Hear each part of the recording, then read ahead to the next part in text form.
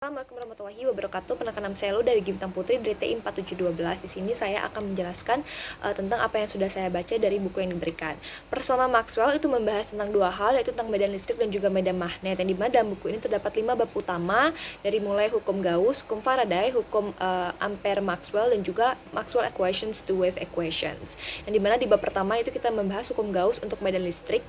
Terdapat dua formnya, yaitu integral form dan juga differential form. Untuk integral form itu dia menjelaskan bahwa muatan listrik menghasilkan medan listrik dan flux melewati permukaan tertutup merupakan hal yang proporsional dengan total muatan, yang dimana jika tidak ada aliran listrik maka flux juga nol. Rumus yang digunakan pada integral form ini adalah Q enclosed dibagi dengan permisivitas udara. Sedangkan differential form itu dia menggunakan del operator yang didot produkan dengan E sehingga menghasilkan rho dibagi dengan permisivitas udara.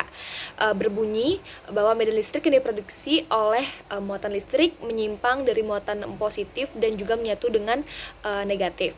Contoh pengaplikasiannya itu mencari massa jenis dari suatu muatan. Untuk bab 2 yaitu hukum Gauss untuk medan magnet, di mana di sini juga terdiri dari dua, yaitu integral form dan juga differential form.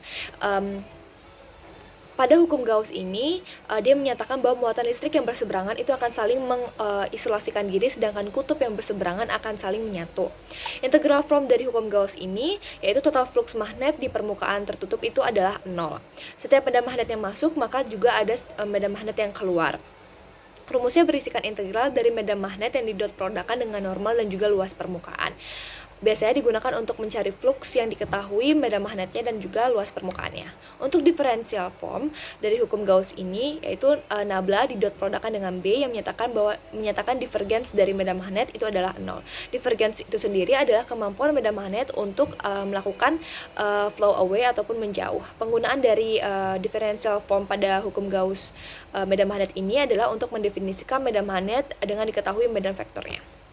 Untuk bab ketiga yaitu hukum Faraday, Michael Faraday itu mendemonstrasikan bahwa arus listrik itu dapat diinduksikan di dalam sebuah sirkuit dengan mengubah flux magnetnya.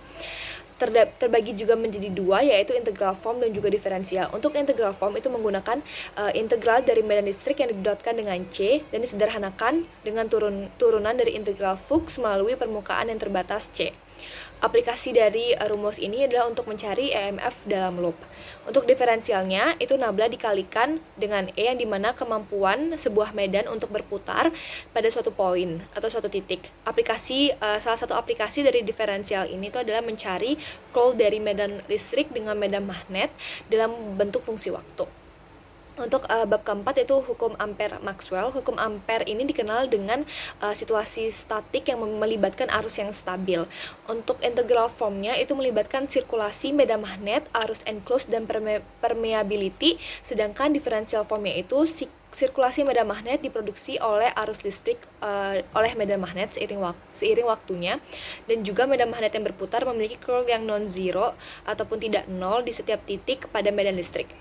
Untuk bab terakhir yaitu Maxwell equations to wave equations.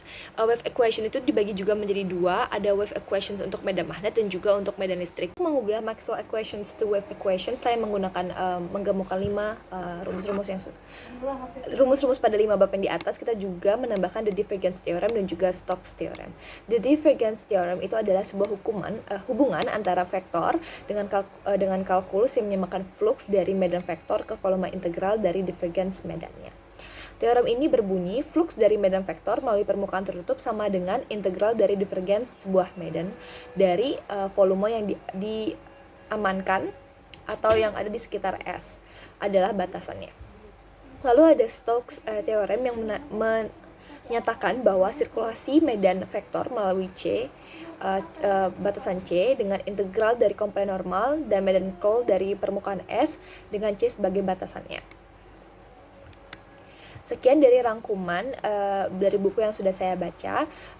Untuk pertanyaannya akan saya lampirkan di PDF. Terima kasih.